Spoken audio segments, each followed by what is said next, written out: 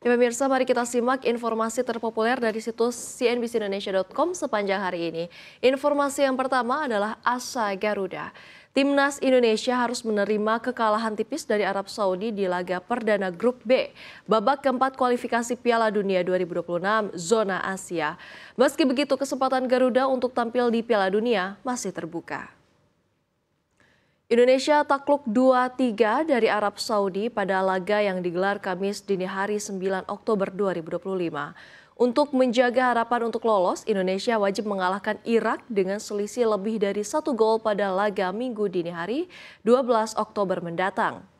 Kemenangan tersebut akan membuka peluang Indonesia menyalip posisi Arab Saudi di puncak klasemen sembari menunggu hasil laga antara Arab Saudi kontra Irak di pertandingan terakhir. Bila Irak mampu menang atas Arab Saudi dengan selisih 1 gol, maka Indonesia yang akan mengantongi tiket emas ke Piala Dunia 2026. Namun andai hasil akhir tak sesuai harapan, Indonesia masih bisa lolos melalui jalur runner-up untuk melaju ke ronde selanjutnya dengan sistem home away melawan runner-up Grup A.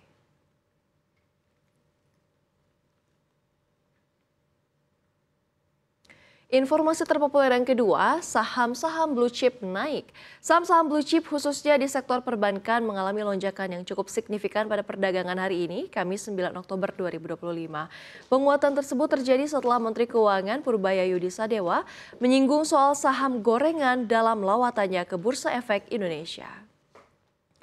Sejumlah saham perbankan besar terpantau menguat, diantaranya adalah BBTN naik hampir 7%, BBRI menguat 5% lebih, serta BMRI dan BBNI yang sama-sama naik hampir 5%.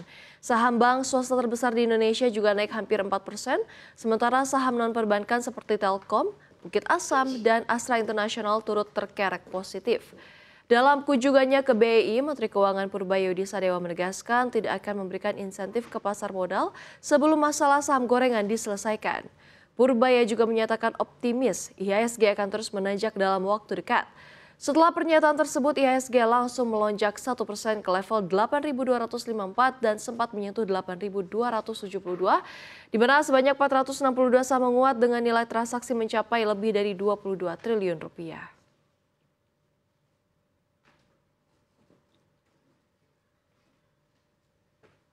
Informasi yang ketiga datang dari OJK, kerugian scam 6,1 triliun rupiah. Otoritas Jasa Keuangan melaporkan total kerugian masyarakat akibat penipuan digital melalui Indonesia Anti-Scam Center telah menembus 6,1 triliun rupiah sejak diluncurkan November lalu hingga September 2025.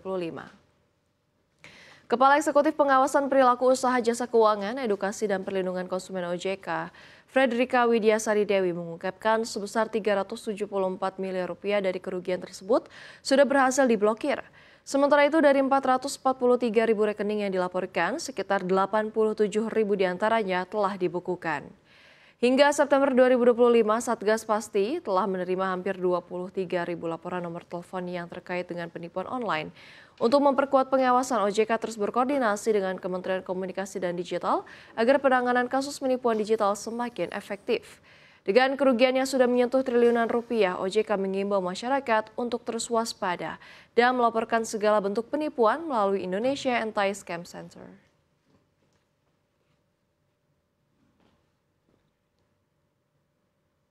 Informasi terpopuler yang terakhir atau yang keempat juga datang dari OJK, yakni transaksi kripto turun. Otoritas Jasa Keuangan melaporkan jumlah konsumen aktif di sektor keuangan digital terus meningkat hingga Agustus 2025, namun nilai transaksinya terpantau sedikit melambat. Anggota Dewan Komisioner OJK Hasan Fauzi menyebut jumlah konsumen mencapai 18 juta orang pada Agustus 2025, naik hampir 10% dibandingkan bulan sebelumnya. Meski begitu, nilai transaksi hingga September turun 14,5% menjadi 38,6 triliun rupiah. Sepanjang tahun 2025, total transaksi aset kripto mencapai 360 triliun rupiah. OJK menegaskan operasional pedagang kripto tetap berjalan normal meskipun sempat ada demonstrasi dan aksi anarkis beberapa waktu lalu. Untuk memperkuat ekosistem digital, OJK meluncurkan sejumlah insentif baru, termasuk pedoman keamanan cyber, program literasi keuangan digital, serta pengembangan potensi keuangan syariah dalam aset kripto.